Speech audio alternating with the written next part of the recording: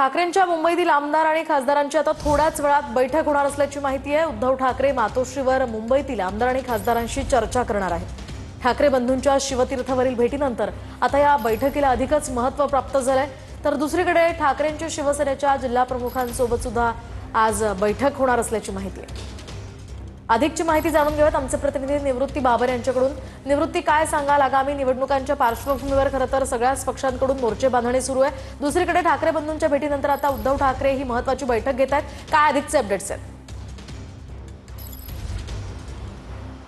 नक्कीच मोहिनी, आपण पाहतोय की गेल्या 2 महिन्यांमध्ये ठाकरे बंधूंची 4 वेळा जी आहे ती वेगवेगळ्या कारणानिमित्त भेट झाली आणि या भेटीमध्ये जरी वेगवेगळी कारणं असली तरी दोन्ही ठाकरे बंधू मुंबई महानगरपालिका असेल किंवा इतर स्थानिक स्वराज्य संस्थांच्या निवडणुका असतील, या निवडणुकांमध्ये एकत्र येतील अशी चर्चा सुरू आहेत।